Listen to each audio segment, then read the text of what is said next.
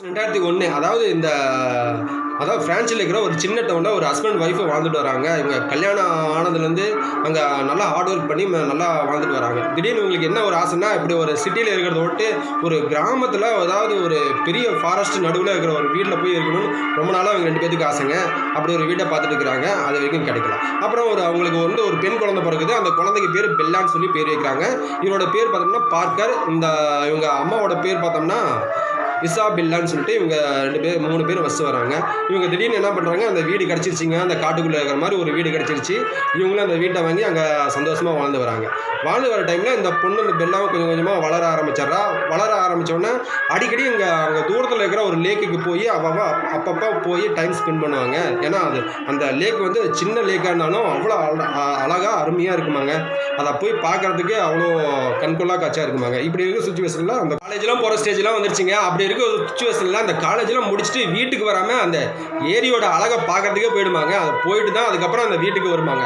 இப்படி இருக்கிற பர்சனில் ஒரு நாள் என்ன படிச்சு இந்த பொண்ணு இந்த காரை எடுத்துக்கிட்டு தனிமையில் இந்த ஏரிக்கு வந்திருக்கிறா. உடனே அவங்க அப்பா அம்மாவுக்கு ஒரு டவுட், ஏன் பொண்ணு இந்த டைமில் எதுவுமே சொல்லாமல் போகிறா அப்படிங்கிற மாதிரி சொல்கிறாங்க. அவங்க அப்பா என்ன சொல்கிறாரு, எங்கே போக போகிறா, அந்த ஏரிக்கு தானே போக போகிறா, போயிட்டு வரட்டும் விடு அப்படிங்கிற மாதிரி சொல்லியிருக்கிறாங்க. இந்த பொண்ணு போயிருக்கீங்க. போன இடத்துல இந்த காரை விட்டு இறங்கி கொஞ்சம் நடந்திருக்கு. நடந்த உடனே பார்த்தோம்னா ஒரு செயின் சவுண்டு, அதாவது ஒரு மணி சவுண்டு கேட்டிருக்கு. என்ன இந்த மணி சவுண்டு கேட்குது திடீர்னு அப்படின்னு சொல்லிட்டு, ஒருவேளை நாய்க்கு ஏதாவது கழுத்தில் கட்டியிருப்பாங்க, இங்கே நாய் எதாவது இருக்கா இல்லை வேறு ஏதாவது விலங்கு வருதா அப்படின்னு ஒரு கொஞ்சம் பயத்துலேயே போயிட்டு இருக்கிறாங்க. போனோன்னே திடீர்னு அந்த மணி சவுண்டு இருக்க அதிகமாகிட்டே இருக்குங்க. அதை கேட்டோன்னே இவளுக்கு இன்னும் பதட்டமாகிடுச்சு. அட்ரினலின் பயங்கரமாக சுரக்க ஆரம்பிச்சு, பயம் வந்துடுச்சு. உடனே ஓட ஆரம்பிக்கலான்னு சொல்லிட்டு ஓட ஆரம்பிக்கிறான். இதுக்கு மேலே நம்ம இந்த ஏரிக்கு போகணுமா, பேசாமல் நம்ம வீட்டுக்கு போயிடலாமா அப்படின்னு நினைக்கும் பொழுது தான் கொஞ்சம் தூரத்தில் பார்த்தோம்னா ஒரு கரடி குட்டி மாதிரி ஒரு சின்ன ஒரு உயிரினம் அங்கே இருந்திருக்குங்க. அதை க்ளோஸில் போய் பார்த்துக்கிறான் அந்த பாப்பா.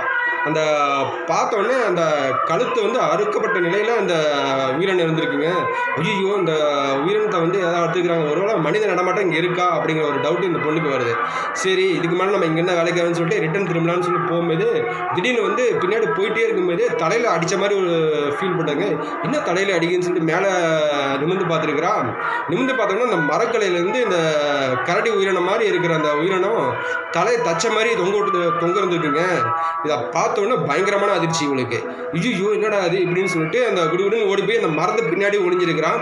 ஒளிஞ்சு பார்த்தோன்னே அது ஆப்போசிட்டில் பார்த்தோன்னா ஒரு 20 அடி உயரத்தில் மிகப்பெரிய ஒரு பெண் ராட்சசி அங்கே வந்திருக்கிறாங்க. அவள் இடுப்பில் தாங்க அந்த மணி கட்டியிருக்கிறான். அந்த மணியோட சவுண்டு தான் இவள் போகும்போதெல்லாம் அந்த ஃபாலோ பண்ணிட்டு வந்திருக்கு. இப்படி இருக்கிற பொசிஷனில் சரி, இதுக்கு மேலே நம்ம இங்கே இருந்தால் நம்மளுக்கு ஒரு உயிருக்கு பாதுகாப்பு இல்லை, நாமளும் ஓடிடலாம் அப்படின்னு சொல்லிட்டு குடுகுடுன்னு ஓட ஆரம்பிக்கிறான். இதுவும் தொடாமல் துரத்துட்டே வருதுங்க. துரத்துட்டே வரனால இவங்க உடனே ஃபோன் எடுத்து என்ன சொல்கிறா, இதுக்கு மேலே என்னால் ஓட முடியல அப்பா, நான் இந்த மாதிரி ஒரு பிரச்சனை மாட்டிருக்கேன், இதுக்கு மேலே என்னால் ஓட முடியல, நீங்கள் எப்படியா காப்பாற்றுங்க அப்படின்னு சொல்லி கட் பண்ணிடுறான். உங்கள் அப்பா என்னப்பா ஆச்சு, நான் வந்துடுறேன், கொஞ்ச நேரம் வந்துடுறேன், நீங்கள் அதே இடத்துல ஏறு அப்படின்னு சொல்ல.